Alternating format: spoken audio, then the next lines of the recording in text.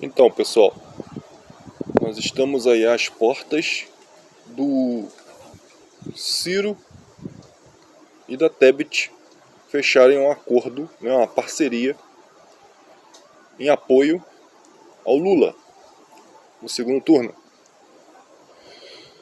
Aí eu fico aqui pensando, bom, em relação a Tebet, ela é do MDB, o antigo PMDB.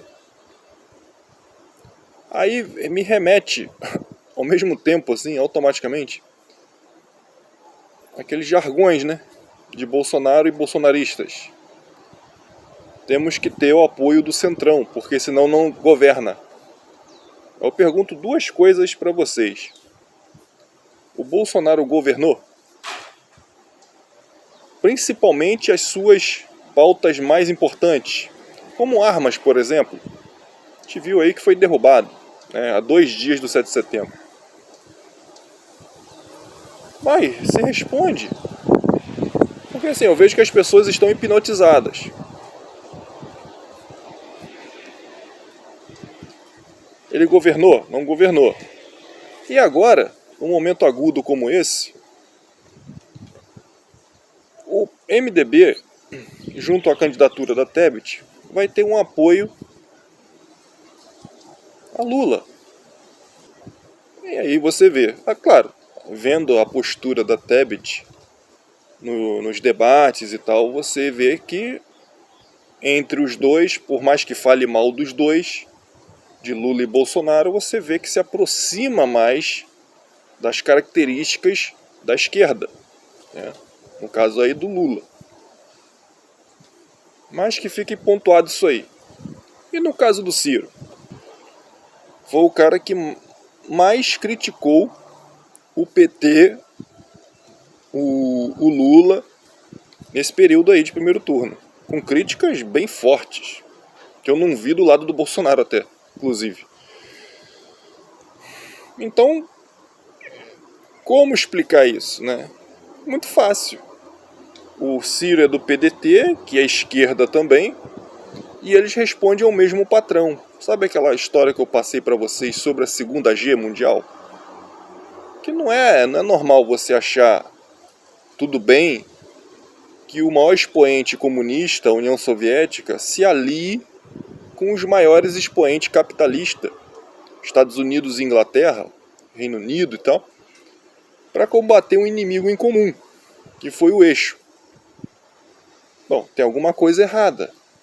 Pelo menos para você raciocinar que guerra não é assim, os mocinhos contra vilões. Que o outro lado que perdeu pode não ser esse monstro todo que falam.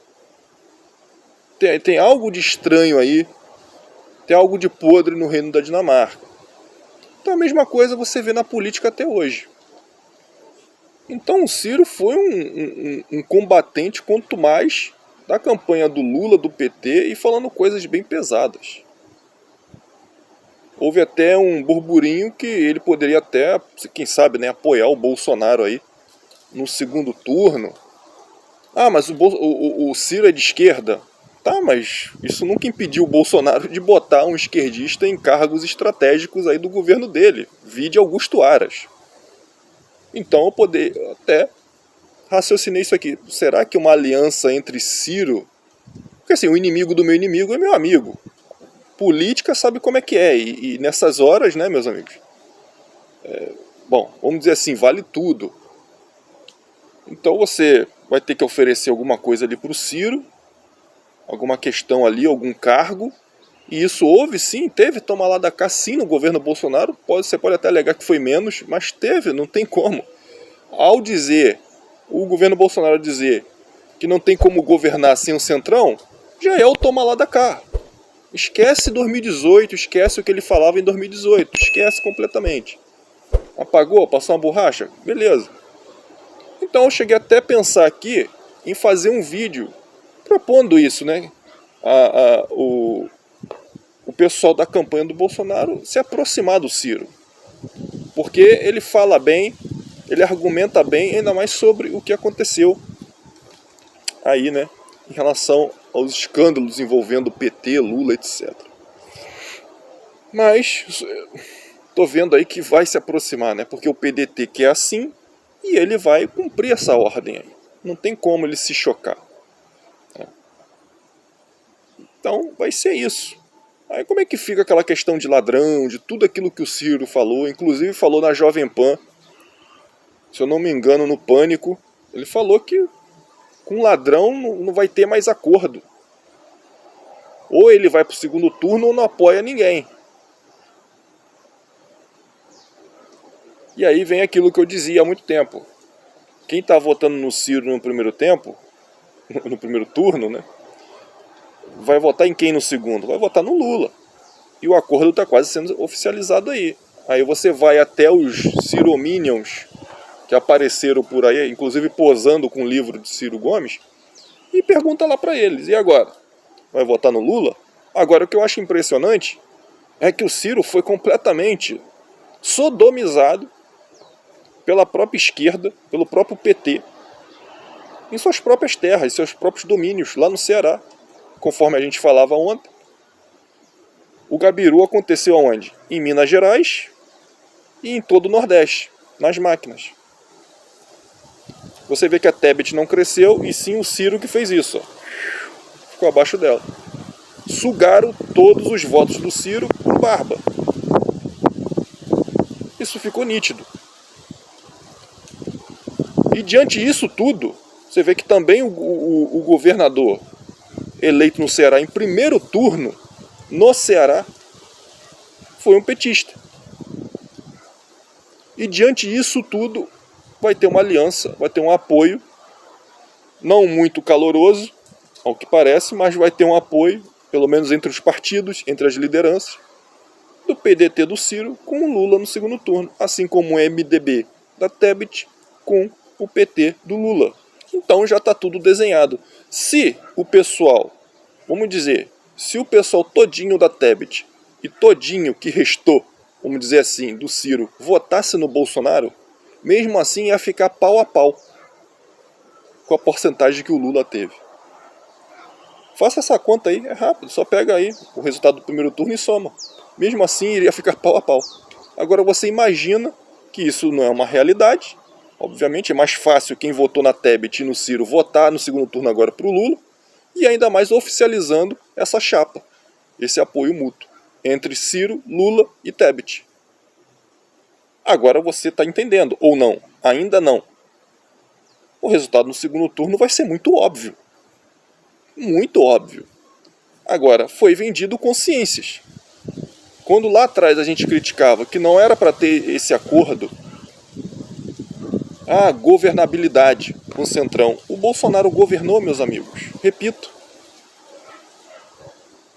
É isso. E agora, no segundo turno, o tal Centrão vai apoiar quem? Obviamente, de forma oficial e extraoficial, vai todo mundo pro Lula. Ele está completamente sozinho e isolado. Por isso que lá atrás eu falava, lá no começo. Tu tem a massa, cara. Tu não precisa ter apoio de Centrão. Chega e fala as claras pro povo. Até em horário de televisão e rádio aí. Abre câmera, porque o presidente pode fazer isso. Em cadeia de rádio e TV. E fala o que está acontecendo. Você lembra que eu falava isso desde o falhar da Matrix? Não pode fazer acordo com esses caras. E você ainda hipnotizado. Querendo planejar o que fazer nesse um mês aí, praticamente, menos de um mês, até o dia 30, para ganhar mais voto pro Bolsonaro. Você ainda está nessa.